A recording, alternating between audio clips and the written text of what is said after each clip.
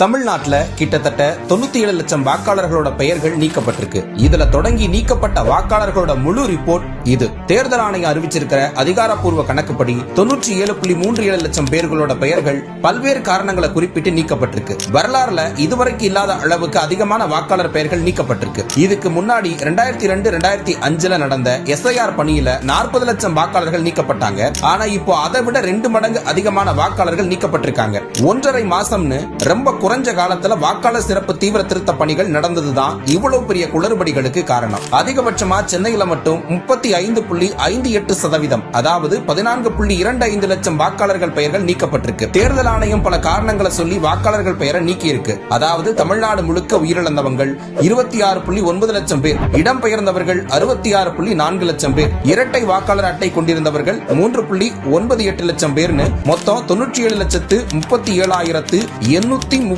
வாக்காளர்கள் நீக்கப்பட்டிருக்காங்க. இந்த புள்ளி விவரத்துல ஏகப்பட்ட குளறுபடிகள் இருக்க வாய்ப்பு இருக்குன்னு முதற்கட்ட தகவல்கள் சொல்லுது. குறுகிய காலத்துல BLOக்களை அதிக மன உளைச்சலுக்கு ஆளாக்கி இந்த SIR பணிகளை முடிச்சிருக்காங்க. இதனால இப்ப வெளியாகி இருக்கிற வரைவு வாக்காளர் பட்டியல்ல பலரோட பெயர்கள் தவறான காரணங்களை குறிப்பிட்டு நீக்கப்பட்டிருக்குன்னு தெரியுது. களத்துல நடந்த SIR குளறுபடிகள், அதாவது தாவேக்கானா எனுமரேஷன் ஃபார்மை கொடுக்கறது இல்ல, விநியோகிக்க வேண்டிய ஃபார்ம்களை தூக்கி குப்பையில போட வச்சது, உயிரோட இருக்கிற தாவேக்க ஆதரவாளர்களை உயிரோட இல்லைன்னு சொல்லி பெயர்களை நீக்கியதுன்னு எத்தனை சிக்கல்களை இந்த திமுகவும் பாஜகவும் தமிழ்நாட்டு மக்களுக்கு கொடுத்திருக்கு. இப்படி போதிய கால அவகாசமும் பயிற்சியும் இல்லாம அவசரமா SIR பணிகளை பாஜக நடத்தினதோட உள்நோக்கம் என்னன்றதும் அதை திமுக தனக்கு சாதகமா எப்படி மாத்த பாத்துச்சுன்றது நமக்கு தெரியும். தொடக்கத்துல இருந்தே SIRல பிரச்சனை இல்ல, அதை குறுகிய காலத்துல நடத்துறதுலயும் BLOக்களோட பணிச்சுமையை அதிகரிக்கிறதும் தான் பிரச்சனை. இதுல அரசியல் செய்யாதீங்கன்றதுதான் தாவேக்காவோட நிலைப்பாடா இருந்துச்சு. நிச்சயமா தமிழ்நாட்டுல இருக்கிற யாரோட வாக்குரிமையும் தாவேக்கா இழக்க விட்டுறாது. உங்களோட என்றுமே கட்சியினர் உறுதுணையா நிப்பாங்க.